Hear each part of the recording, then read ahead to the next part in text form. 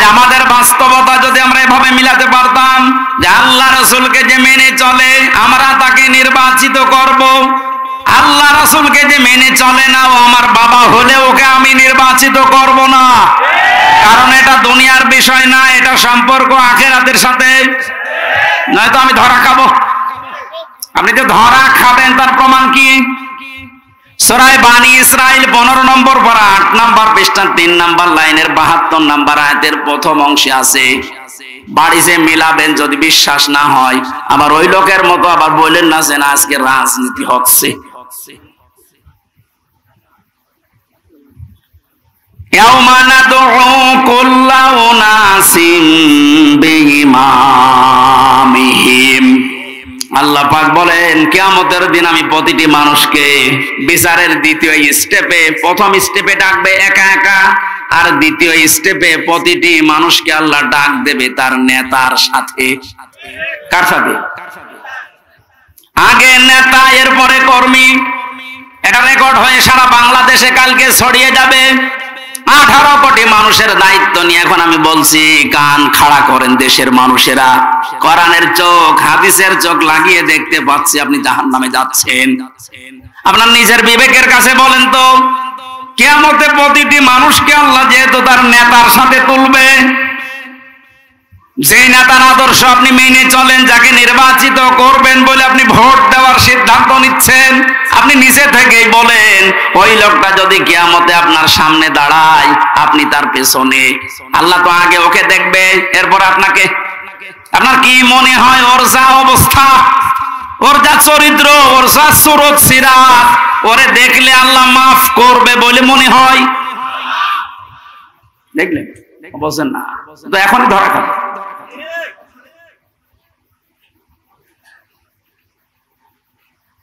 আপনি নিজে এখনই বললেন যে আমি যার পেছনে আছি, অন্তত যাকে নির্বাচিত করতে চাই বলে সিদ্ধান্ত নিচ্ছি, ভোট দেব বলে আমি মনে মনে করছি, এই লোকটার সাথে কিয়ামতে আল্লাহ ডাকলে আমারে মাফ করবে না, নিজে বলল। তাহলে ও ধরা খেয়েছে। কেটা বললো গো? হাত তোলেন তো। আপনি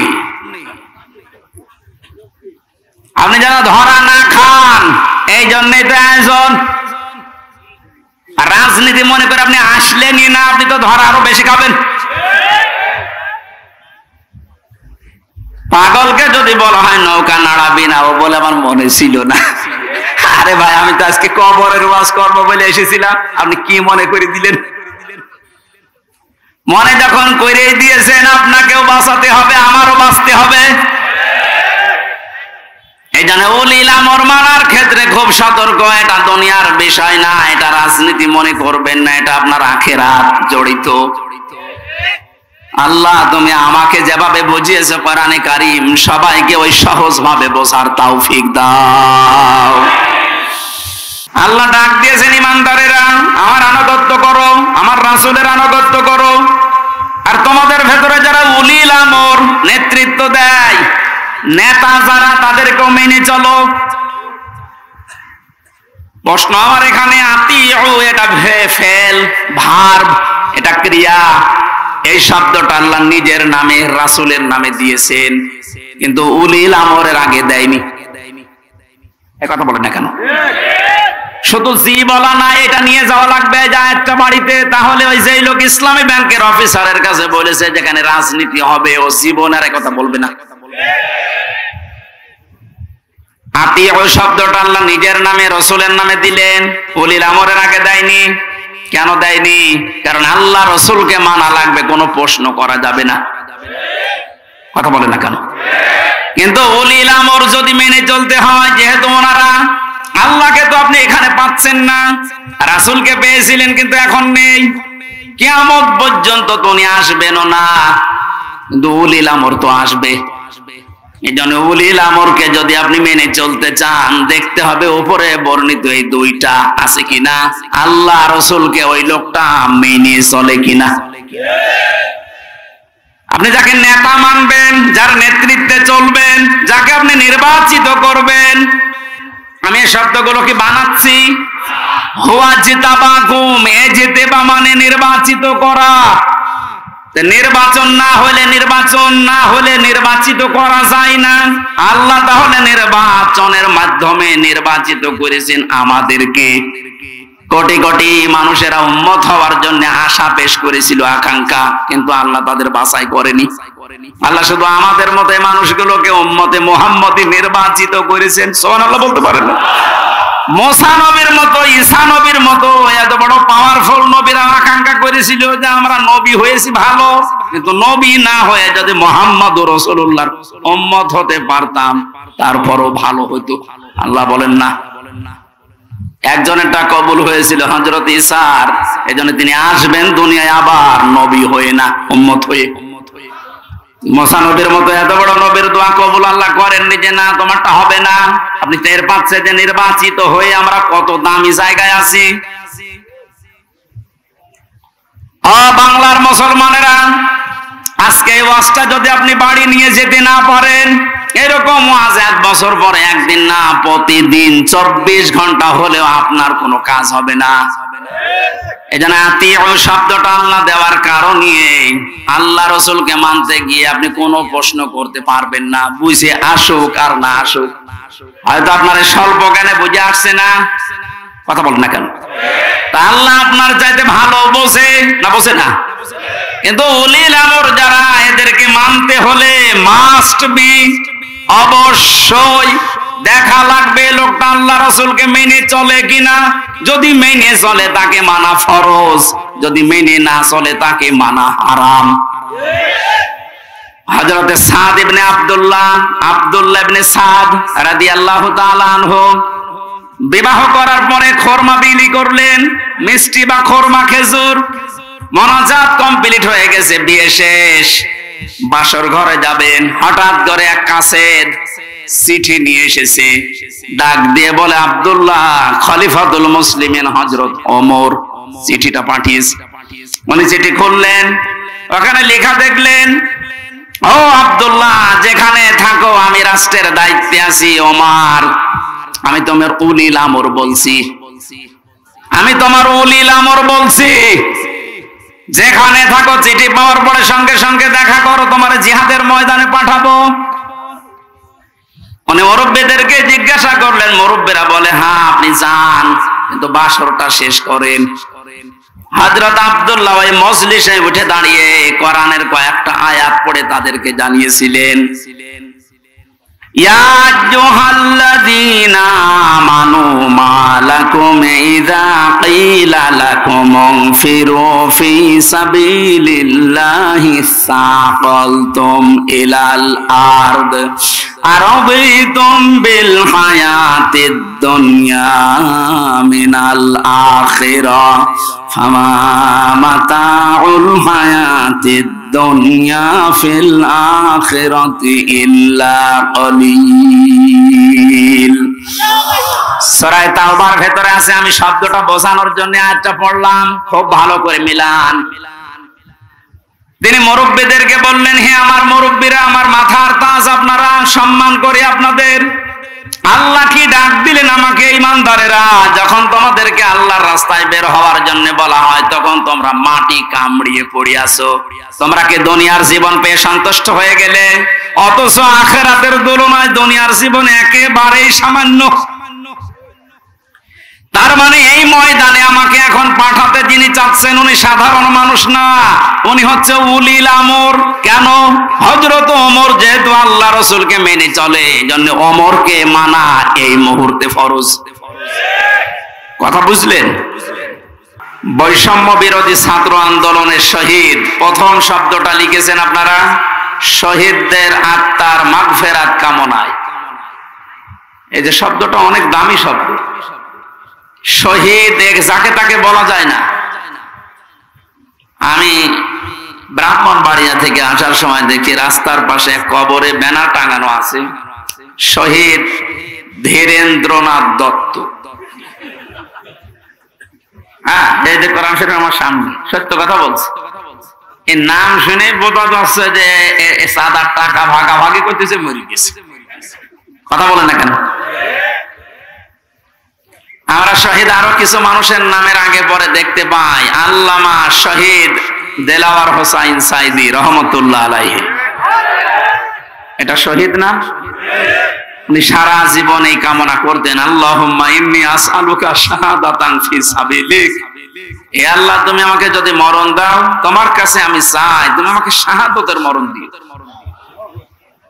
জেলখানার ভেতরে উনি কিন্তু ধুকে ধুকে মরে যেতে পারতেন, তারপরও শাহাদত পেতেন। কিন্তু এমন জায়গায় আল্লাহ নিয়ে তাকে জালেমদের হাতে মৃত্যু দিয়েছে, কেউ যেন দুনিয়ায় সন্দেহ করতে না পারে যে উনি এমনি মারা গেছে।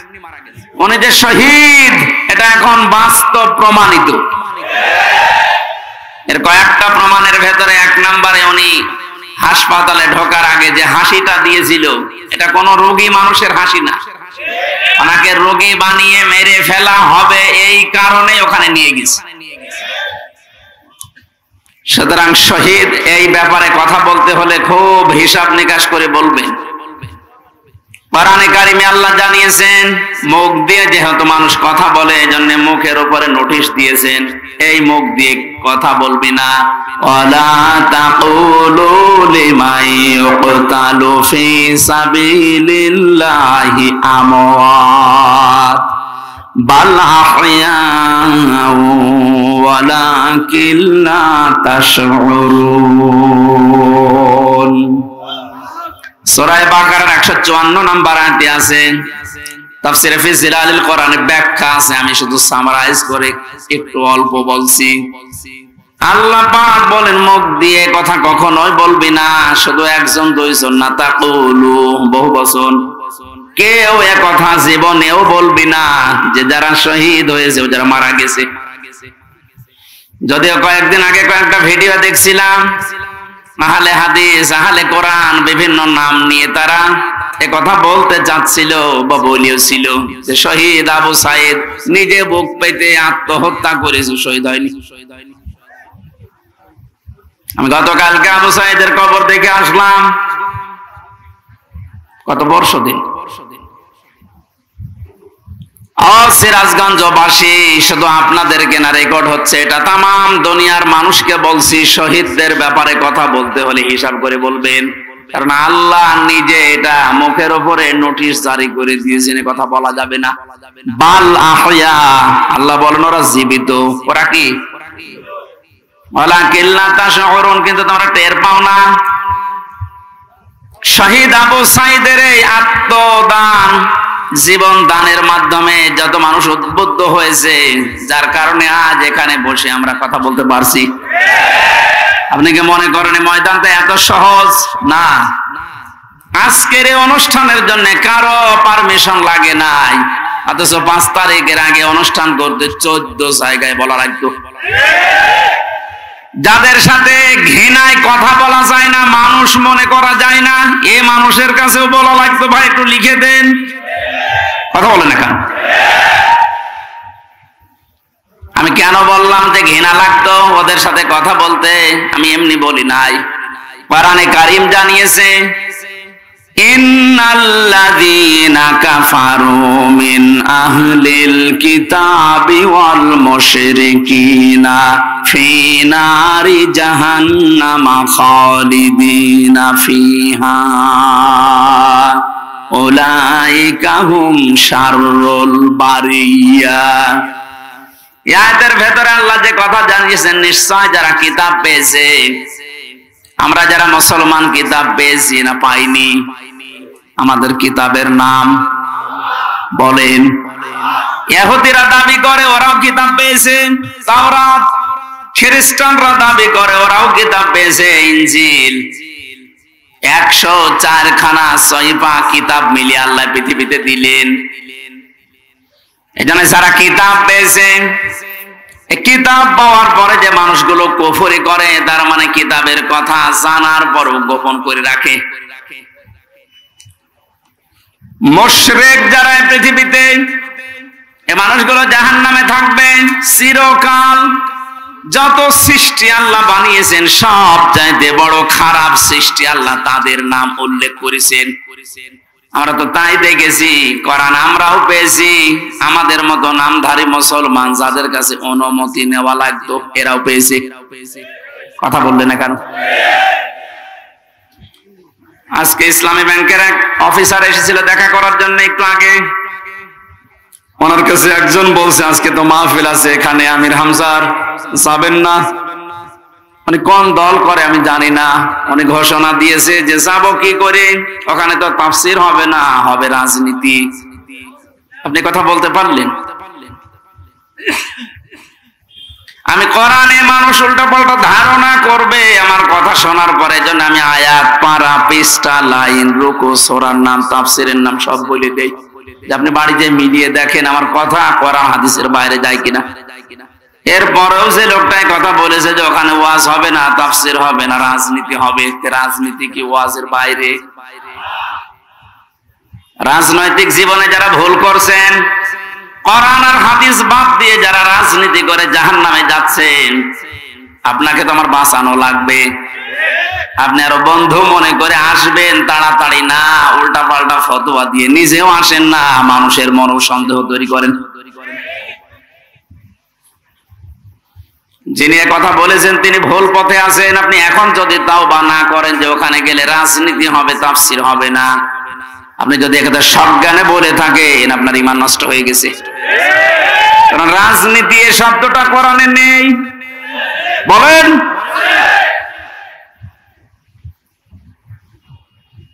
শুধু তাসবিহ আদায় করার জন্য, শুধুমাত্র নামাজ পড়ার জন্য, জিকির করার জন্য যদি আল্লাহ আমাদেরকে বানাতেন, তাহলে পুরা কোরআন শরীফে প্রায় 9 জায়গায় কথাটা আছে, সাব্বাহা লিল্লাহি মা ফিস সামাওয়াতি ওয়া মা ফিল আরদ। আসমান আর জমিনে যা আছে সব সৃষ্টিগুলো আমি আল্লাহর তাসবিহ আদায় করছে। তো মানুষকে সৃষ্টি করার পরে তারাও তাসবিহ আদায় করছে, কথা আল্লাহ কোরআনে দেয়নি। মানুষকে আল্লাহ কেন দিয়েছেন এই পৃথিবীতে? ইন্নী জাইলুন ফিল আরদি খলিফা, অবশ্যই জমিনে আমি প্রতিনিধি পাঠাবো, খলিফা। কি পাঠাবো? বলেন বলেন। কেন সৃষ্টি জগতের নাম বললেন? যে জমিন আসমানে যা আছে সবাই আল্লাহর তাসবিহ পড়ছে, আর মানুষ বানানোর আগেই তিনি বললেন আমি জমিনে পাঠিয়েছি খলিফা। এই আয়াত দুইটা সামনে রাখলে বোঝা যায় মানুষকে জিকির করার জন্য, তাসবিহ পড়ার জন্য আল্লাহ বানায়নি, আল্লাহ বানিয়েছে প্রতিনিধি হিসাবে। আপনি প্রতিনিধি হিসাবে যদি এসে থাকেন, আপনার যদি ওই যোগ্যতা না থাকে, তাহলে প্রতিনিধি আপনাকে অবশ্যই নির্বাচিত করা লাগবে। কথা বলে না কেন? এটা প্রতিনিধি নির্বাচিত করা লাগে। আল্লাহ যেটা করে দেখিয়েছেন, এদিকে তাকান, এই নির্বাচিত, নির্বাচন, এই শব্দগুলো কোরআনে কারীম থেকে নেওয়া। আল্লাহ পাক বলেন, হুয়াজতাবাকুম ওয়া মা জাআলা আলাইকুম ফিদ-দীনি মিন হারাজ। তিনি আল্লাহ যিনি তোমাদেরকে নির্বাচিত করেছেন। কি করেছেন? নির্বাচিত কখন করা হয়? যখন নির্বাচন হয়।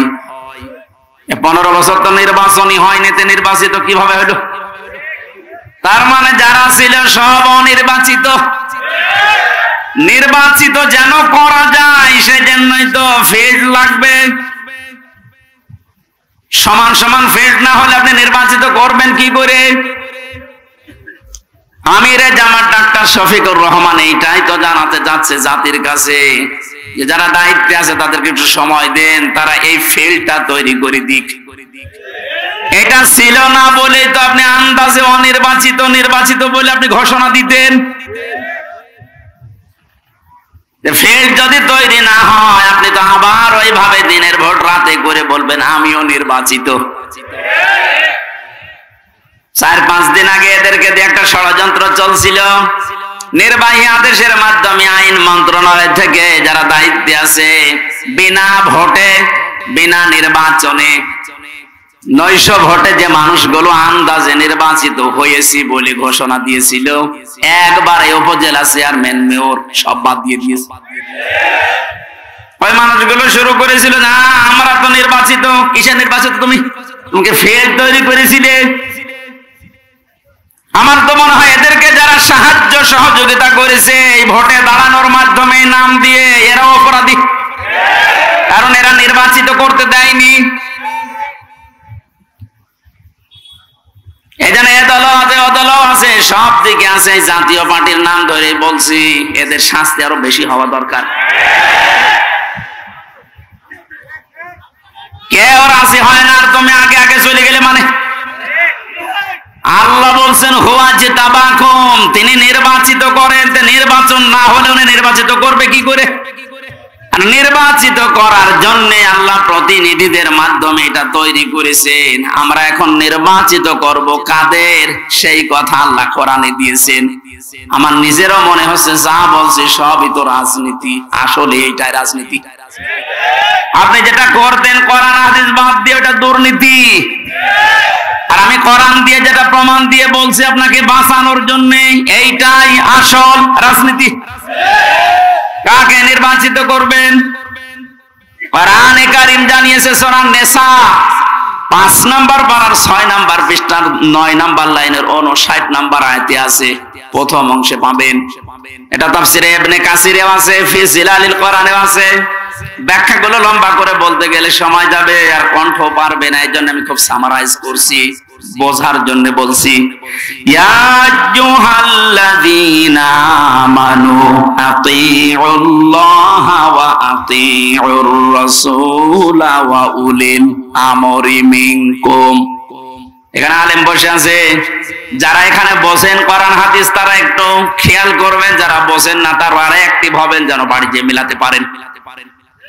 তাহলে নির্বাচিত এই শব্দটা কোরআনে আছে না নেই? তিনি নির্বাচিত করেন তোমাদেরকে তার দ্বীনের জন্য, এবং দ্বীনের উপরে চলতে গিয়ে যত বাধা আছে সব বাধাগুলো আল্লাহ নিজের থেকে দূর করে দেন। এই হুয়ার ফাইল আল্লাহ নিজে। জেলা আমির সাহেব যেটা ইঙ্গিত দিয়েছিলেন যে অনেকের ইমানে 15 বছরে প্রায় নড়বড়ে হয়ে গিয়েছিল, এটা সেলখানার অন্তঃপ্রকোষ্ঠে থাকলে আরো বেশি হয়ে যায় অনেকের। আমারও প্রায় কি হচ্ছে, এত কিছু হয়ে গেল, কিছুই করেন আল্লাহ। আল্লাহ বলেন দ্বীনের উপরে যদি সত্যই টিকে থাকতে পারো, যত বাধা বিপত্তি ঝড় ঝাপটা আসবে আল্লাহ নিজে ওইটা দূর করে দেবে। এটা যে আল্লাহ নিজে দূর করে দিয়েছে। আমরা অনেকে মনে করছি ছাত্রদের কারণে, না, আল্লাহ নিজে দায়িত্ব নিয়ে পাথর সরিয়েছে। তারা এ পাথর সরানোর জন্য শুধু ছাত্ররা না, আল্লাহ যদি নিজে দয়া না করতো কখনো এ জালেম পালাইতো না। ওর মনের ভেতরে আল্লাহ এত ভয় তৈরি করে দিয়েছে, দলীয় লোকগুলোকে বইলিয়ে যাবে সে সময়ও পায়নি। মাঝখান থেকে এই পাগলরা এখন বিপদে আছে। আমার মনে হয় যে পাগলগুলো বেশি অত্যাচার করেছিল এই যে হারুন আঙ্কেল। হারুন আঙ্কেল ওনার নাম এখন সারা পৃথিবীতে জানে, 3 ইঞ্চি। কি নাম দিয়েছে, মহিলারাও 3 ইঞ্চির খবর নেই। মেয়ে লোক সেও বলে 3 ইঞ্চি, ধরা পড়িস। 5 তারিখের পর থেকে আজকের এই 31 তারিখ পার হয়ে আজকের 1 তারিখ পর্যন্ত বারবার ঘোষণা দেখেছে আমাদের অভিভাবক যিনি, শুধু বাংলাদেশের না গোটা পৃথিবীর ইসলামী আন্দোলনের অভিভাবক তিনি এখন ডাক্তার শফিকুর রহমান। দূর থেকে উল্টা পাল্টা ধারণা করতে পারেন যে কি এমন উনি জেনারেল শিক্ষিত একটা ডাক্তার। আরে ভাই, তার ইখলাস জানেন, তার তাকওয়া জানেন, তার ইবাদতের খবর জানেন। আমি ছিলাম তার সাথে 4টা দিন। আমার তো মাঝে মাঝে মনে হয় পৃথিবীতে কেউ যদি জিন্দা ওলি দেখতে চায়, ওই আস্তালায় গাছতলায় বসতলায় যারা বসে আছে বটতলায়, ওরা আল্লাহর ওলি না। আল্লাহর ওলি দেখতে চাইলে আপনি ওই লোকটার দিকে তাকিয়ে থাকবেন, ওটা জিন্দা ওলি। তার ইবাদতের মারটা আপনি খোঁজ পাবেন না। এই যে সকাল বেলায় এই 65 বছরের একটা মুরব্বী মানুষ সকাল বলতে রাত 4:30টার সময় ডাক দেয়, ওই সময় হাতে হ্যান্ডকাপ দিয়ে পায়ে বেড়ি দিয়ে কোর্টে নিয়ে যাচ্ছে। তবে 1-2 কিলোমিটার না, এই কাশিমপুর থেকে একেবারে কোর্ট পর্যন্ত যাওয়া আসা করতে প্রায় 7-8 ঘন্টা সময় লেগে যায়। এত কষ্ট স্বীকার করে রাত 8টা 9টা 10টার সময় ওনারে নিয়ে আসতো। ওনার যেন দেরি হয়, যেন ওনার কষ্ট হয়। ঘরে আসার পরে দেখতাম, বলতাম মুরব্বী খাবার খাবেন না, ঘুমিয়ে পড়েন। আমারে বলছে হামজা ঘুমাও। যত পাশেই ছিলাম মাঝে মাঝে জিজ্ঞাসা করতাম যে এত কষ্ট করে আসলেন, ঘুমাবেন না? আমারে বলছে ঘুমাও, আমি এখন কিছু সময় আল্লাহর জিকির করব, দরুদ শরীফ পড়ব। 2-2.5 ঘন্টা ঘুমিয়ে যে মানুষটা রাত 9:30 10টার সময় কোর্ট থেকে এসে 2 ঘন্টা 2.5 ঘন্টা পর্যন্ত ঘুমিয়ে এরপরে তাহাজ্জুদের নামাজে, মানে হাফেজ কিনা আমি জানি না, যতটুকুই পড়তো এরপরে সেজদায় পড়ে যেত। 40-45 মিনিট 1 ঘন্টা দেখি সেজদায় পড়ে আছে। ভোর পর্যন্ত যার সাদা দাড়িগুলো সাদা, চুল সব সাদা হয়ে গেছে, টপ টপ করে পানি পড়তো, শুধু হাত তুলে সেজদার পরে বসে আছে। আমার তো সেজদা লাগে 1.5 মিনিট 2 মিনিট, আর ওনার সেজদা লাগতো 45 মিনিট 1 ঘন্টা। 1.5 ঘন্টা কেটে যেত এক সেজদায়। আমার 12 রাকার তাহাজ্জুদ মিলে মাত্র 1.5 ঘন্টা ওনার এক সেজদায় চলে যেত। বাকি তাকওয়ার খবর তো বাস্তবে আপনি টের পাননি। প্রতি সোমবার বৃহস্পতিবার রোজা রাখার নিয়ম, কয়জন মহারথী আছে এখানে আমল করে? সারাটা জীবনে আমল করতে করতে আসতেছে, খালি ধারণা করে দূর থেকে, কি জানে এত ডাক্তার মানুষ। তার যে এলেমের বহর, একটা জেনারেল মানুষ হয়ে কোরআনে কারিম এরকম গভীর গভীর কথা বলা আমি বিশ্ববিদ্যালয়েও পাইনি। আরে ভাই, আমি তো ভার্সিটিতে শেষ করে আসলাম, আমাদের বহর তো আমি দেখেছি। ডাক্তার মানুষের কাছে থেকে কোরআনে কারিমের শব্দের এত গভীরে যেতে পারতেন আমি দেখেছি বাস্তবে, যে জীবনে ওই রকম কথা আমি কোনোদিন শুনি নাই। অনার্স মাস্টার্স করেছিলাম, তো এক একটা শব্দ যখন বলতেন এমন এমন শব্দের অর্থ নিয়ে আসতেন যে কোনোদিন কল্পনাও আসে না যে শব্দের ভেতরে থাকতে পারে। দিনের উপরে চলতে গিয়ে কোন বাধা আল্লাহ নিজের থেকে দূর করে দেয়, রাখেন না। এটা আমি আগে জানতাম না, ওই সময় জেনেছি। আল্লাহ পাক বলেন, তোমাদেরকে যেহেতু আল্লাহ নির্বাচিত করেছে লক্ষ লক্ষ কোটি কোটি উম্মত থেকে, সুতরাং তোমাদের দাম কম না, অনেক বেশি। তোমাদের পরে ঝড় ঝাপটা বিপদ আপদ আসবে আল্লাহ জানে, কিন্তু আসলে আল্লাহ থাকতে দেবে না, স্থায়ী হতে দেবে না। আল্লাহ নিজে দায়িত্ব নিয়ে ওই ঝড় ঝাপটা বিপদ আপদ তার নিজের দায়িত্বে দূর করে দেবে। আল্লাহ এইটাই করে দিয়েছে। এই কথা বলে না কেন? নাই তাই 15 বছরে কত মহারথী তো চেষ্টা করলো, সব চেষ্টায় প্রায় বিফল হয়ে গেছে। ছাত্র আন্দোলনের নামে যারা নেমেছিল এই মানুষগুলোর সাথে মাস্ট বি আল্লাহ আবাবিল পাঠিয়েছিল। জালেমদের মনের ভেতরে আল্লাহ ভয় তৈরি করে দেন। এ দায়িত্ব কার? আরো জোরে। এটা তৈরি করেন কাদের কারণে? যে মানুষগুলোর ভেতরে ইখলাস আছে যত বেশি, তাকে দেখলে জালেমরা ভয় পায় তত বেশি। আমরা 15 বছর অনেক জালেমকে ভয় পেয়েছি তার অত্যাচারের কারণে, আর আমিরে জামাতকে এখনো জালেমরা ভয় পায় তার তাকওয়ার কারণে। বাংলার মুসলমানেরা, আমি যেটা বোঝানোর জন্য পর্যন্ত এসেছিলাম, শহীদ যারা হয় এদের নিয়ে যারা উল্টা পাল্টা ধারণা করেন, কোনদিন এই মুখ দিয়ে কথা বলবেন না যে ওনারা মরে গেছে, এমনি না, ওনারা জীবিত, কিয়ামত পর্যন্ত শুধু জীবিত এইটাই থাকবে, কিন্তু আমরা টের পাই না। এর পরের কথা আল্লাহ দিয়েছেন, মানুষ যেহেতু ধারণা করতে পারে, মুখে হয়তো বলে না, কিন্তু ধারণা করতে পারে যে মরে গেছে। আল্লাহ ধারণার উপরও নোটিশ দিয়েছেন, ওয়ালা তাহসাবান্নাল্লাযীনা কুতিলু ফি সাবিলিল্লাহি আমওয়াতা বাল আহইয়াউন ইনদা রাব্বিহিম ইরযাকুন। সূরা আলে ইমরান 4 নম্বর পারা 11 নম্বর পৃষ্ঠা 9 নম্বর লাইনের 169 নম্বর আয়াত। এটা তাফসীরে কাবীরে পাবেন।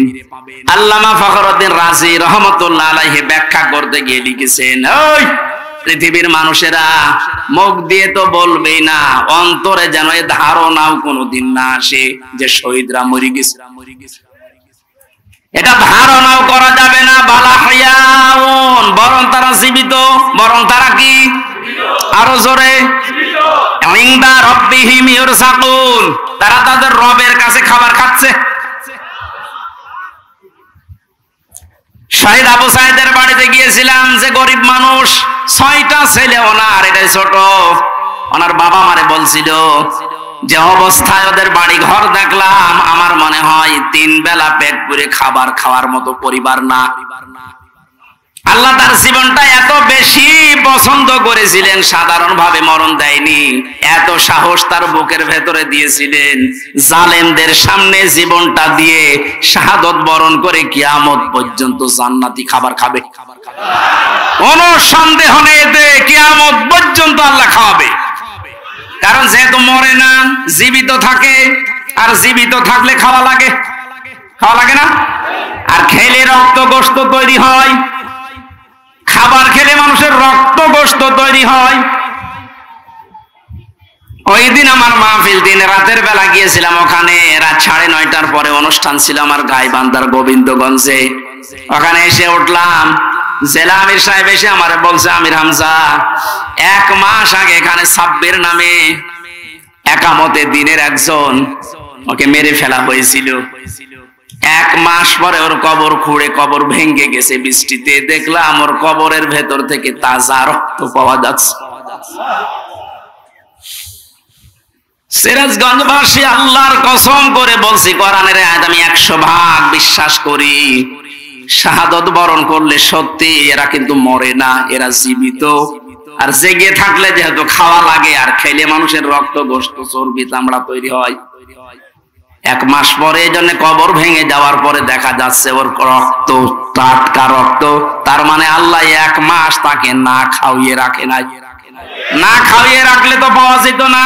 কথা বলেন না কেন? একটা বাস্তব আর একটা প্রমাণ দিচ্ছি, হাদিস। হযরতে হামজা রাদিয়াল্লাহু তাআলা আনহু, তার একটা ছোট্ট মেয়ে ছিল। সে শহীদ হওয়ার পরে নবীজির কাছে এসে বলেছিল, ভাই, আমার বাবা যে শহীদ হয়েছে, আপনার মুখে আমি শুনেছি, কোরআনে আছে যে শহীদরা মরে না, জীবিত, ওরা নাকি জান্নাতে ঘুরে বেড়ায়। আমার বাবা যে শহীদ হয়েছে জীবিত, আমি এটা দেখতে চাই। নবীজি বললেন, বোন আমার, কি করে দেখাবো এখানে তোমাকে? হঠাৎ করে ছোট মেয়েটা আকাশের দিকে তাকিয়ে বলছে, আব্বু আমি এখানে। নবীজি বলছেন, বোন কাকে ডাক দাও? বলছে, আব্বু ওই যে পাখা লাগিয়ে কার সাথে যেন উড়তেছে। বিশ্ব নবী বলেন, বোন আমার, ওটা দুনিয়া না, ওটা জান্নাতের ভেতরে তোমার বাবা জান্নাতের পাখি হয়ে উঠতেছে। এই লোকটাকে 70 টুকরা করা হয়েছিল, এক লজ্জা স্থান কেটে 3 টুকরা করেছে, বিভিন্ন জায়গায় ছড়িয়ে ছিটিয়ে দিয়েছে, উহুদের ময়দানে, পাহাড়ি এলাকায়। সাহাবায়ে কেরাম তার লাশ টুকরা টুকরা গুলো এনে যখন এক জায়গায় করলেন, কয়েকটা টুকরা আর পাওয়া যায়নি, এমন দূরে দূরে তারা ফেলে দিয়েছে। নবীজি নিজের চাদরটা দিয়ে হযরতে হামজাকে ঢেকে দিলেন, মাথা থেকে হাঁটু পর্যন্ত ঢেকেছিল। হাদিস এটা, পার বেরিয়ে থাকে, ঢাকা যায় না। আল্লাহর নবী মুহাম্মদুর রাসূলুল্লাহ নিজে সাহাবীদেরকে দিয়ে পাহাড়ি এলাকার লতা পাতা দিয়ে তার পাটা ঢেকে দিলেন, কবরে রাখলেন। যেহেতু জানাজ, তার জন্য কাফন দাফনের জন্য ধোয়ানোর কোন লাশ ধোয়ানোর সিস্টেম নেই। শহীদরা মরে গেলে ধোয়ানো লাগে না, যেভাবে ইন্তেকাল করবে, শাহাদত বরণ করব, ওইভাবেই কবরে দেওয়া লাগবে। কারণ কিয়ামতের দিন উনি ওইভাবে আল্লাহর সামনে উঠে দাঁড়াবে। আপনি যদি দেখবেন, আবু সাঈদ কিয়ামতে যখন উঠবে, 4টা গুলি লেগেছে যেখানে যেখানে, ওইটা নিয়ে দাঁড়াবে ঠিক ওইভাবে। আল্লাহ জিজ্ঞাসা করবে, আবু সাঈদ, তোমার শরীরে এতগুলো গুলি, রক্তের দাগ কেন? বলবে, আমি জালেমদেরকে হটানোর জন্য, মানুষের অধিকার প্রতিষ্ঠার জন্য চেষ্টা চালিয়েছিলাম। শেষ পর্যন্ত জালেমরা আমার বুকে, আমার পেটে, আমার মুখের উপরে গুলি লাগিয়েছে। যে সমস্ত জায়গায় গুলি লেগেছে, ওই জায়গাগুলো একেবারে জিন্দা নিয়ে তোমার সামনে আমি হাজির হয়ে গেছি। হযরতে হামজাকে আল্লাহর নবী কবরে রাখলেন। এই ডিস্টার্ব হচ্ছে কেন? ডাক দিয়ে বলেন হামজাকে, রব্বুল আলামিন এই যে আমার চাচাকে আমি কবরে রাখলাম, এখন পর্যন্ত আমার চাচার উপরে আমি রাজি আছি, খুশি আছি। মাবুদ, আমি তোমার গোলাম হয়ে বলছি, তোমার রসুল হয়ে দাবি করছি, আমার চাচা হামজার উপরে তুমি রাজি হয়ে যাও। নবীজি বলেন, যদি আমি রাজি হয়ে গেছি, আল্লাহ তুমি রাজি হয়ে যাও, আল্লাহ দেরি করবে? দেরি যে করে নাই, তার প্রমাণ তাফসিরে পেয়েছি আমি। ওনাকে কবর দেওয়ার 30 বছর পর কবরটা ভেঙে গিয়েছিল।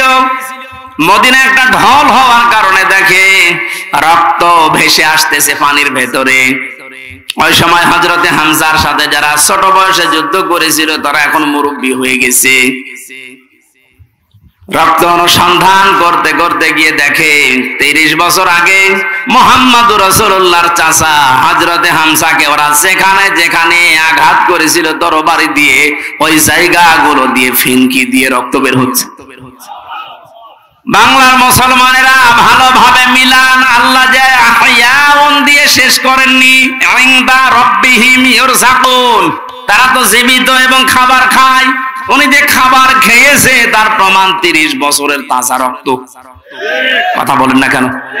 এই জন্য কোনদিন এই ধারণা করবেন না যে যারা শহীদ হয়ে গেল এরা মরে গেছে, বলবেন তো নাই, ধারণাও করা যাবে না। এই শহীদদের আত্মার মাগফিরাত আল্লাহ ওদেরকে এমনিতেই মাফ করে দিয়েছে। কারণ কি? ওয়ালিয়াকুলামাল্লাহুল্লাযীনা আমানু ওয়া ইয়াত্তাখিযা মিনকুম শুহাদা আল্লাহু লা ইউহিব্বুজ জালিমিন। রব্বুল আলামিন বলেন, কিছু মানুষকে আমি সাধারণভাবে মরণ দিতে চাই না। যার ঈমান এবং যার অ্যাক্টিভিটিস কাজকর্ম আমার কাছে পছন্দ হয়, ওই মানুষটাকে আমি আল্লাহ শাহাদাতের মরণ দিয়ে ধন্য করে দেই। আর জেনে রাখো আয়াতের শেষের কথা, আল্লাহু লা ইউহিব্বুজ জালিমিন, কোন জালেমকে আমি ভালোবাসছি না, বাসবো না। এটা মোজারে বর্তমান ভবিষ্যৎ, প্রেজেন্ট ফিউচার। এজন্য জালেম যারা, তাদের কপাল বড় খারাপ। আপনার দুনিয়াও শেষ, আখিরাত তো শেষই। আমি দোয়া করলেও হবে না জালেমদের জন্য, কারণ আল্লাহু লা ইয়াহদিল কওমাজ জালিমিন, জালেমদেরকে আল্লাহ হেদায়েত দিচ্ছে না, দেবে না। আমরা আর চাই করে যেন জালেম হয়ে না যায়। এই শব্দটা যেহেতু খুব গুরুত্বপূর্ণ, জালেম। আজ অনেক জালেম বিদায় নেওয়ার পরে এখন অনেকে নব্য জালেম হওয়ার জন্য চেষ্টা চালাচ্ছে। গতকালকে চুয়াডাঙ্গার একটা খবর শুনলাম, আমি কোরআনের আয়াতের সাথে মিলিয়ে আশ্চর্য হয়ে গেছি। জালেম বিদায় নিল, এ জালেম আসলো কোত্থেকে? সূরা বাকারার 114 নম্বর আয়াতটা। এই এদিকে তাকান, এদিকে তাকান। ওমান আযলামু মিম্মান মানাআ মাসাজিদাল্লাহি আইয়ুযকারা ফীহা ইসমুহু ওয়া সাআ ফী খারাবিহা ইলা আখিরি আয়াত। ওরা কোরআনে কারীম থেকে দার্স দিচ্ছিল, এটা বন্ধ করো, এটা মসজিদের ভেতরে রাজনীতি চলবে না। আমি মিলিয়ে দেখলাম কোরআনে কারীমের আয়াত আল্লাহ মনে হয় ওর নাম দিয়েই নাযিল করেছে। আমান আযলাম, আল্লাহ বলেন বড় জালেম দেখতে চাও? আমি আল্লাহর দৃষ্টিতে সবচাইতে বড় জালেম ওই লোকটা, মিম্মাম মানাআ মাসাজিদাল্লাহ, যে লোকটা আল্লাহর মসজিদের ভেতরে নিষেধ করে, আইয়ুযকারা ফীহা ইসমুহু, তার নামের জিকির করতে, তার নামের আলোচনা করতে আল্লাহর ঘর মসজিদে যারা নিষেধ করে এরা আল্লাহর দৃষ্টিতে বড় জালেম। আমরা মনে করছি জালেম হয়তো বিদায় হয়ে গেছে, না, এখনো নব্য জালেম তৈরি হচ্ছে। এজন্য জালেম যদি কেউ হয়ে থাকেন, বুঝে হন আর না বুঝে হন, থামেন, আপনার কপালে আগুন লাগবে।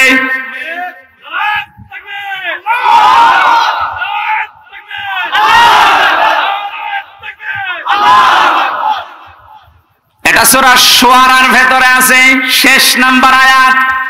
আল্লাহ বলেন অতি শীঘ্রই জালেমরা তাদের পরিণতি, তাদের আশ্রয়স্থল দেখতে পাবে। এই জালেমরা যেমন আজ দেখতে পাচ্ছে, এত বড় দরবেশ কেউ দেখলাম জুলুম করার ফল কি?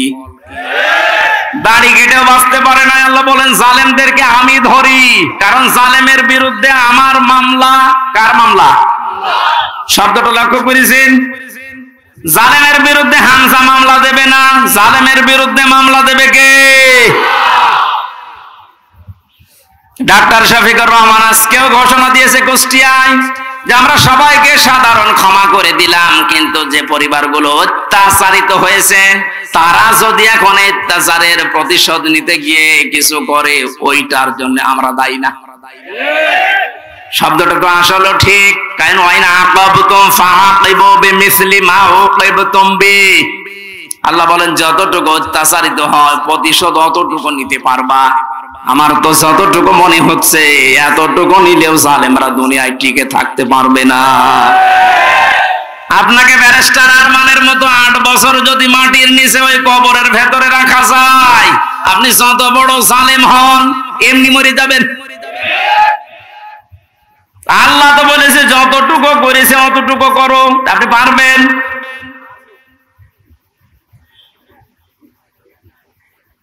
আমার উপরও যতটুকু অত্যাচার হয়েছিল আমি চাই যাদের দ্বারা হয়েছে, যে মানুষগুলোর ইঙ্গিত হয়েছে, আমি ওই মানুষগুলোকে অতটুকু না করে ছাড় দেব না। যে যা বলে বলুক গা। এখন যাদের মাফ করে দেন না, কিসের মাফ? কোন মাফ নেই আপনার কারণে। আমার ছোট মেয়েটা আমার এখনো পর্যন্ত চেনে না। দোষ করে যদি আপনি শাস্তি দিতেন আমি মেনে নিতাম, কিচ্ছু জানি না আপনি কেন আমার জীবনে এই কাজ দিলেন। আর যেভাবে রেখেছিলেন আমাকে আর মাওলানা মামুনুল হককে, কোন আলেমকে এত কষ্ট আমার বাংলাদেশে আমি আর শুনি নাই। আপনি আমার মতো একটা ছোট মানুষকে 24 ঘন্টা তালাবদ্ধ রেখে মনে হচ্ছে আমি ফাঁসির কন্ডেম সেলে আছি, কত বড় অপরাধী। অথচ যে মামলাও দিয়েছিলেন, শাস্তি দিলেও 3 মাসের বেশি আপনি রাখতে পারেন না। এটা মূল্য চুরি মামলা। জালেমদেরকে মাফ করে দেওয়া মানে মজলুমের উপরে অবিচার করা। এক কথা বলছেন না কেন? সারা বাংলাদেশের 18 কোটি মানুষকে যদি এই আয়না ঘরের সাথে যারা জড়িত ছিল, সে যেই কয়জনই হোক, যারাই জড়িত এর সাথে, এদেশের 18 কোটি মানুষ যদি মাফ করে দেয়, ব্যারিস্টার আরমানের বউ মাফ করবে না? আপনি ওই জায়গায় থাকলে আপনারও মনে হয়তো না আমি মাফ করবো না। আপনি যদি প্রথমেই বলে দিতেন যে তাকে আমরা মেরে ফেলেছি, মেয়েটা অন্য জায়গায় বিয়ে করতে পারত। এক কথা বলছেন এখন? এমন অবস্থায় রাখলেন তার বউটা বিয়েও করতে পারে না 1টা বছর। যুবতী মেয়ে এভাবে জীবন্ত যৌবন কঠিন বিষয়, আপনি টের পাচ্ছেন না। তাই এটা ঠিক রাখা কত কঠিন বিষয় উনি পার করেছেন। আপনি বলছেন মাফ করে দিন, মাফ করে দিন। মানে আপনার মেয়ে যদি হয়তো, এ কথা তো দুনিয়ার বিষয় না। জালেম যারা জুলুম করছেন আজ এবং নব্য জুলুম করার জন্য যারা প্রস্তুতি নিচ্ছেন, আপনি কিন্তু নিজের কপালে আগুন লাগাচ্ছেন। এজন্য আল্লাহর ঘরের ভেতরে যদি আল্লাহর নাম, আল্লাহর কোরআনের কথা কেউ বলতে নিষেধ করে, এটা দুনিয়ায় সব চাইতে বড় জালেম।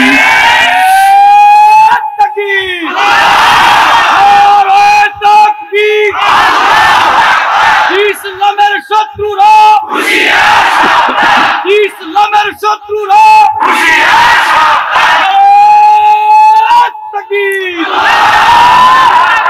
এবার একটা কঠিন আয়াত বলছি, খুব ভয়ঙ্কর। এটা আমি যে জালেম জালেম জালেম বলছি বারবার, কেন জানেন? কারণ জালেমদের বিরুদ্ধে আল্লাহ নিজে অভিযোগ দায়ের করবেন, নিজে মামলা ঠুকে দেবেন।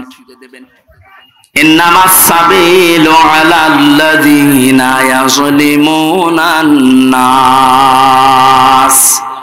সূরা শুরার 42 নম্বর আয়াত প্রথম অংশে আছে, আল্লাহ পাক বলেন অবশ্যই আমি আল্লাহ নিজে মামলা দেব জালেমের বিরুদ্ধে, যারা মানুষ হয়ে মানুষের উপরে জুলুম করেছে, অত্যাচার করেছে। যারা বাংলার জালেমেরা আপনার দুনিয়ার জীবন শেষ, আর আখিরাত তো আপনি আল্লাহর মামলার আসামি। যিনি বিচারপতি, যিনি রায় দেবেন, তিনি যদি মামলার বাদী হয়, যে আপনি তো একেবারে সরাসরি খালাস পেয়ে যাবেন। বলেন না কেন? আমার মামলার যারা আসামি বাদী ছিল, আমার মামলার যারা বাদী ছিল তারা টাকা পয়সা বহু খেয়েছে আকিস গ্রুপের কাছ থেকে। গত পরশু দিন আকিসের মালিক আমারে বলছে, হুজুর আপনাকে আমরা চাকরি দিয়েছিলাম আমাদের মসজিদের খতিব হিসাবে, ওই শয়তানরা আপনাকে পেছে ফেলে আমাদের কাছে কয়েক কোটি টাকা 5 তারিখের আগ পর্যন্ত নিয়েছে। যদি 5 তারিখ না আসতো ওরা এখনো টাকা নিত। আমার মামলার আয়োজক লোকটা মেজানুর রহমান, টেকের হাটে বাড়ি। আমার মনে হয় ওরে পেলে পিটিয়ে মানুষ জনগণ মেরে ফেলবে। আর বাকিগুলোর নাম একবার বলেছিলাম ওই কুষ্টিয়ার এক মাহফিলে। তারা পরের দিন বলছে, হুজুর আর নাম বললেন না, কিছু হলে কিন্তু আমরা মারা পড়ে যাব। কেমন ভয় আছে জালেমরা দেখেন। তবে এই যে লোকটা, এই লোকটা 5 তারিখের আগের দিন 4 তারিখ রাত্রে টাকা নিয়েছে। এই মামলার আয়ুটা ও এখন নাই, থেমে গেছে। আমার মনে হয় 5 তারিখ বাংলাদেশে না আসলে ও শয়তান এখনো টাকা নিত।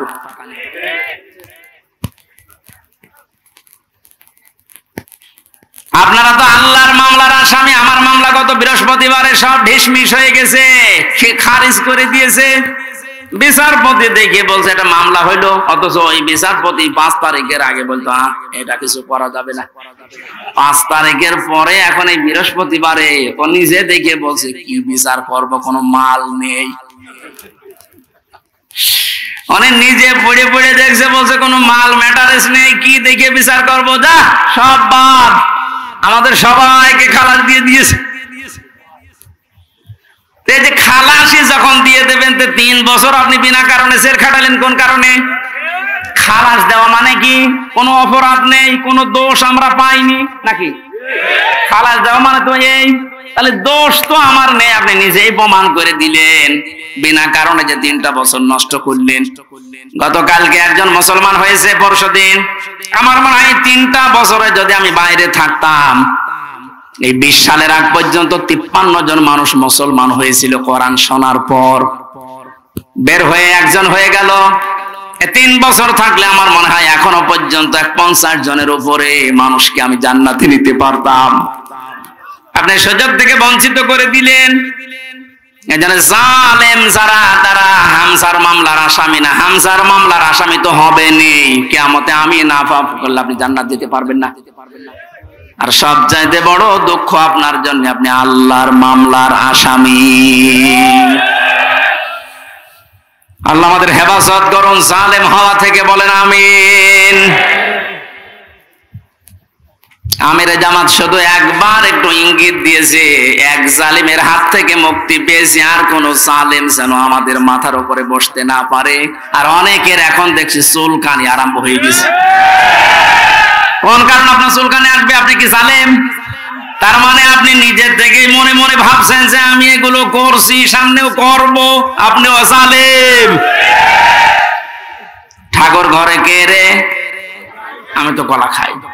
অনেকে আপনার নাম বলে বলেছে, বলেন কোন কারণে নিজের দিকে টেনে নিন?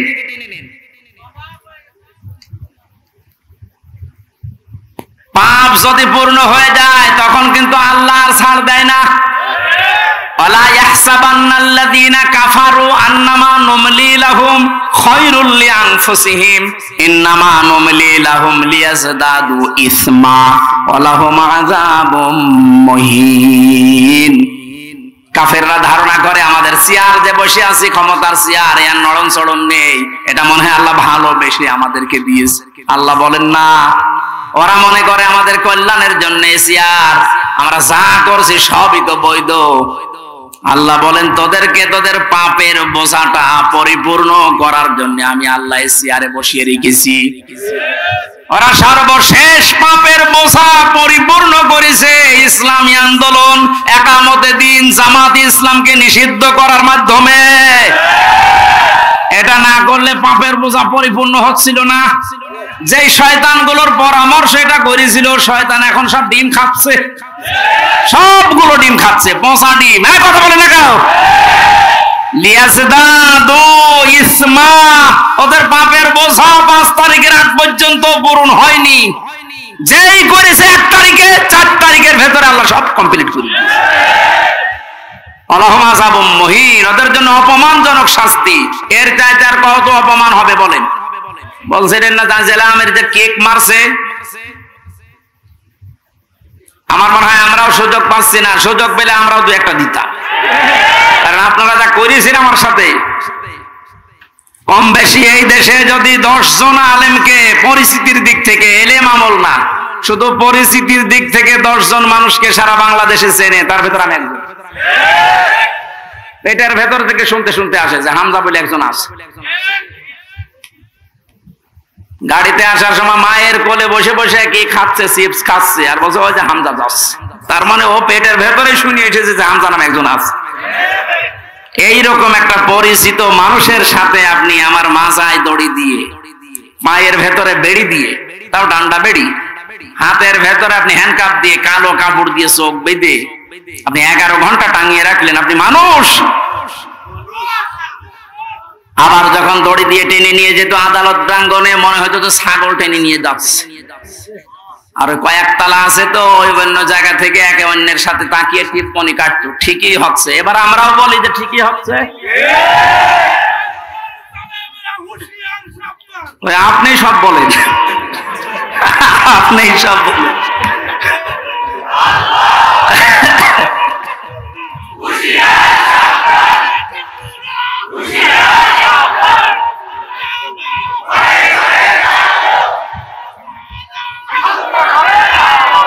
আলহামদুলিল্লাহ ভাই,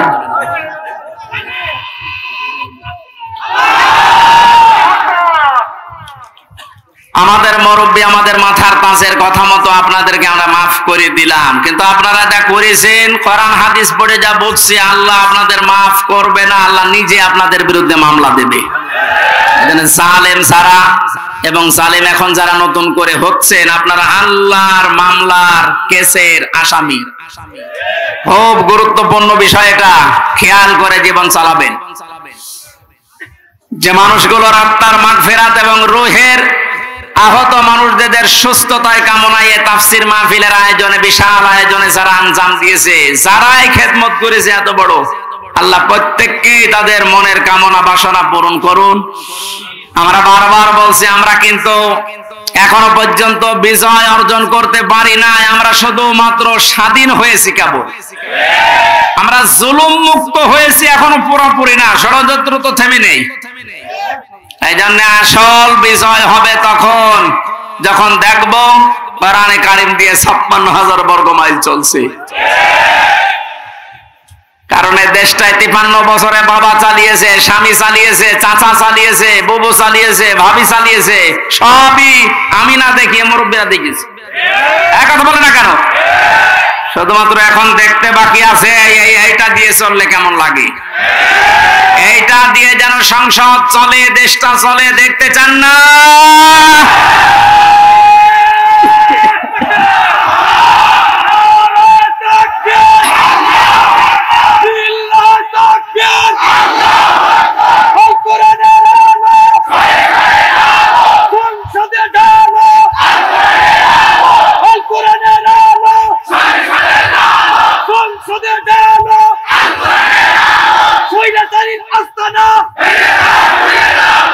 আলহামদুলিল্লাহ। অনেককে এখন এই নতুন একটা পায়তারা আজ 2 দিন থেকে শুনছি আরম্ভ করেছে যে ইসলাম যদি যায়, এরা ভুলভাল আপনাদেরকে বোঝাচ্ছে, যদি ইসলাম যায় মেয়েরা আপনারা কিন্তু আবার ঘরবন্দি হয়ে যাবেন। এই জুজুর ভয় দেখিয়ে লাভ নেই, মেয়েরা এখন বুঝতেছে। আপনি স্ট্যাটাস গুলো পড়েন ফেসবুকে, অধিকাংশ মেয়েরা এখন বলতে চাচ্ছে ইসলাম আসলে আমরা মায়ের কোলে থাকবো। আমিরে জামাত ঘোষণা দিয়েছে, যদি আল্লাহ আমাদেরকে কবুল করেন, মেয়েরা যে নিরাপত্তা পাবে, কিয়ামত পর্যন্ত এই দেশের মেয়েরা ভুলতে পারবে না যে আবার কোরআন বাদে অন্য কিছু আসুক। আমরা ওইটা দেখাতে চাই, দেখাবো ইনশাআল্লাহ। কোরআনের সূরা শূরা, শূরা মানে সংসদ, শূরা মানে কি? যেহেতু সংসদ নির্বাচন সামনে আসছে, সংসদ নির্বাচন করার জন্য যে 7টা পদ্ধতি আছে, সাতটা গুণ দেখে দেখে নেতা নির্বাচন করা যায়, ওই কথাগুলো আল্লাহ সূরা সূরার ভেতরে দিয়েছেন। আমরা মাত্র একটা আয়াত পড়েছি, আয়াতের নাম্বারও 7। কত? আমরা সবকিছু বাদ দিয়ে সরাসরি কোরআনের এই আয়াতে যাচ্ছি। আল্লাহ পাক বলেন, ওয়াকাযালিকা আওহাইনা ইলাইকা, আমি এইভাবেই করে হে নবী আপনার প্রতি ওহী নাযিল করেছি। এই আয়াত নাযিল করা দেখে বোঝা যাচ্ছে এর আগেও আল্লাহ বিভিন্ন নবীদের উপরে ওহী দিয়েছিলেন নাকি? ধারাবাহিকতায় বিশ্ব নবীও পেয়েছেন। আল্লাহর নবীকে আল্লাহ যেটা দিলেন কুরআনান আরাবিয়্যা, নবীকে যে আল্লাহ ওহী দিয়েছেন তার নাম আরবি কোরআন। কি কোরআন? এই ভাষাটা যেহেতু আমাদের মাতৃভাষা না, এজন্য আমাদের কাছে একটু কঠিন লাগে, কিন্তু পৃথিবীতে সবচেয়ে সহজ ভাষা আল্লাহ জানিয়েছেন আরবি ভাষা। ওহী যেহেতু কোরআনে কারীম আরবি ভাষায় এসেছে, মুসলমানেরা আমাদেরকে এখন ঈমানের দাবি অনুযায়ী আরবি ভাষায় শুদ্ধ করে কোরআন শিখতেই হবে, মাস্ট বি। আমি অনেক পীর সাহেবের মুরিদ, অনেক ইসলামী আন্দোলনের ভাইদেরকেও দেখেছি কোরআনে কারীমের কাছে যে ওরা দুর্বল।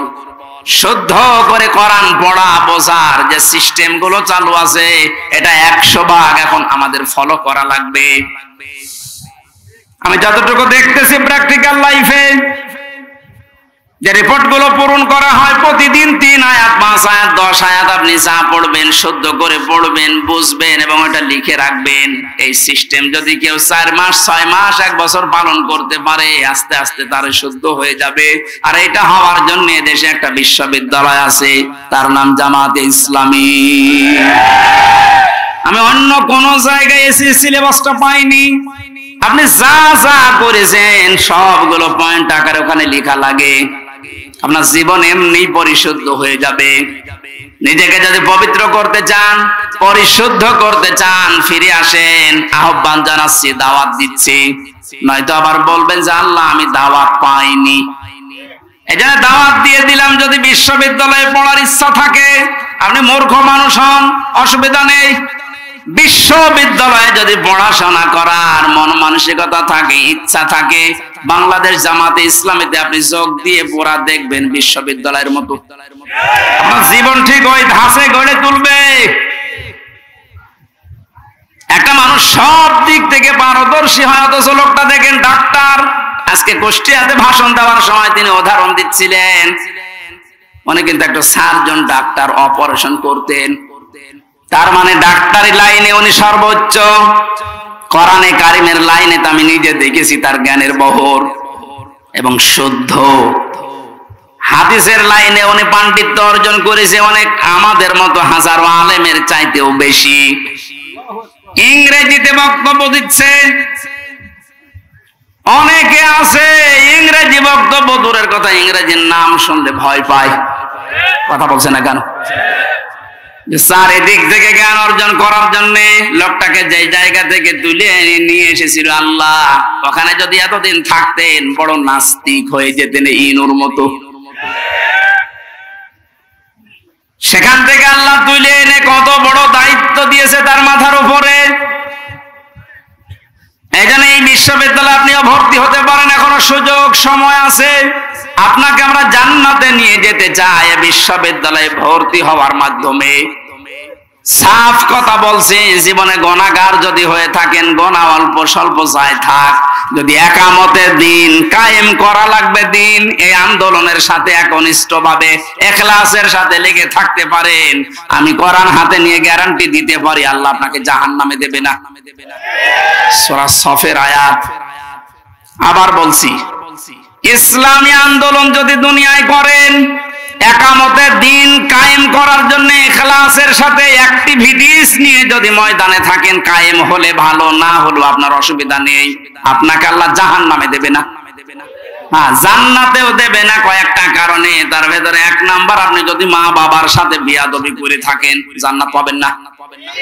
আর এই বিশ্ববিদ্যালয়ে আসলে মা বাবার সাথে বিয়াদবি করার কোনো রাস্তা খোলা নেই।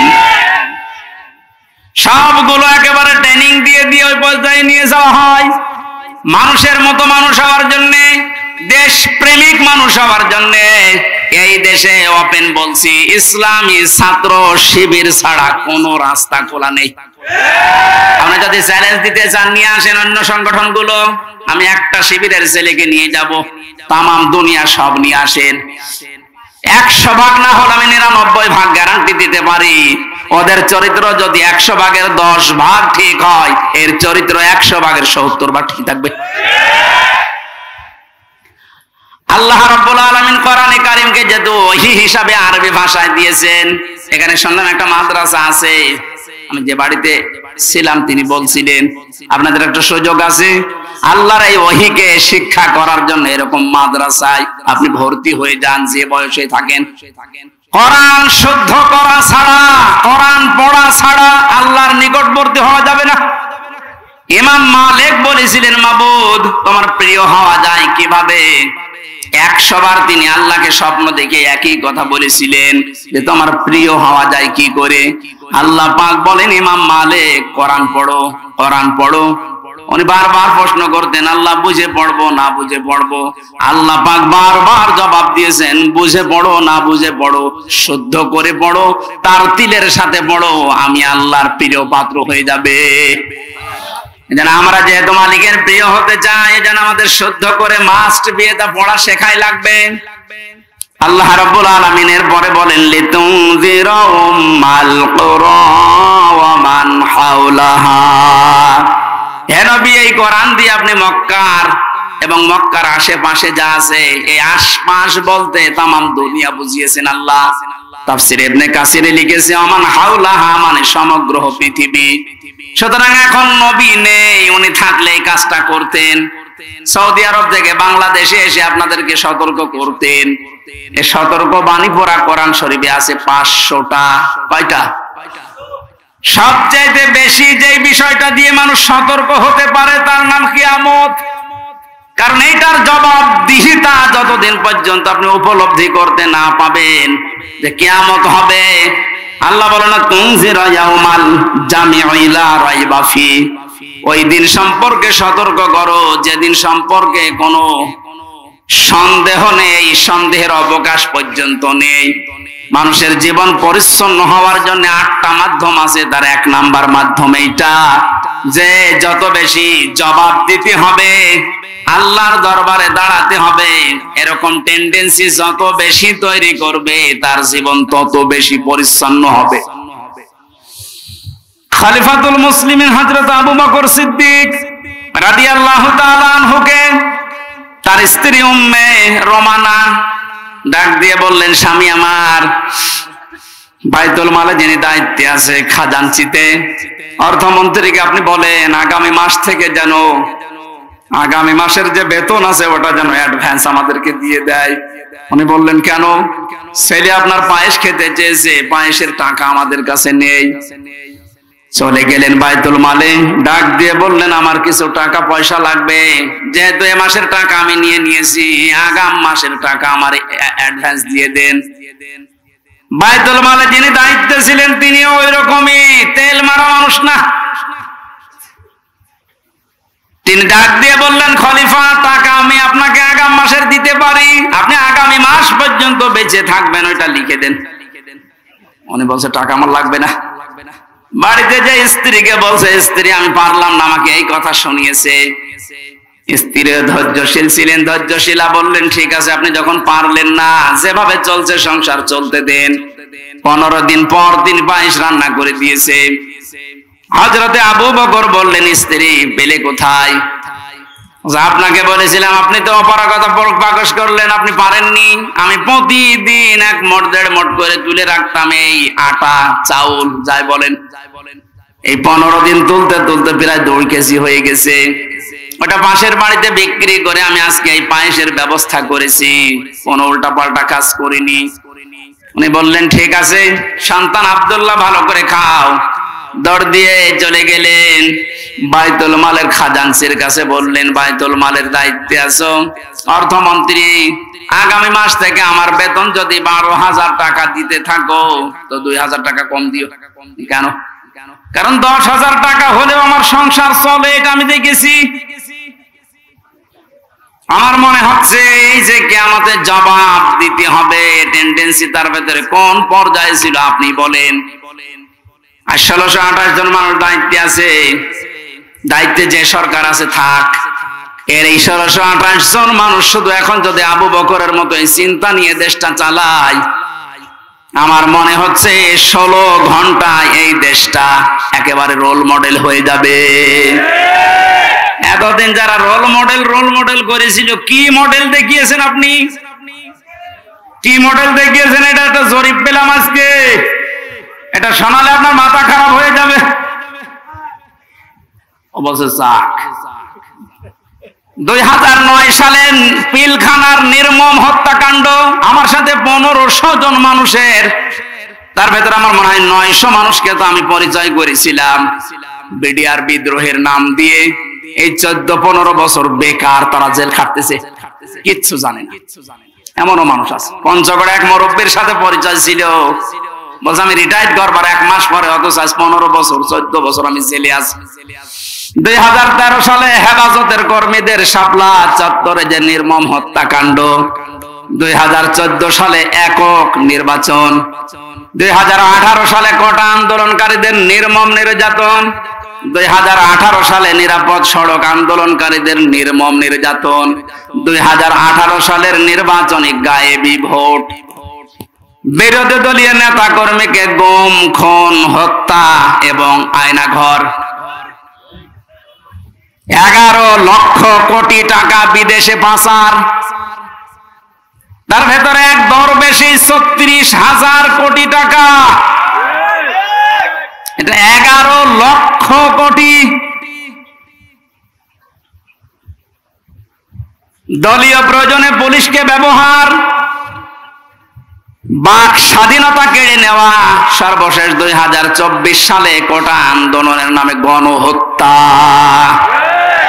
এর একটা অস্বীকার করতে পারবেন? আমি দেয়নি, বিবিসি দিয়েছে জরিপটা।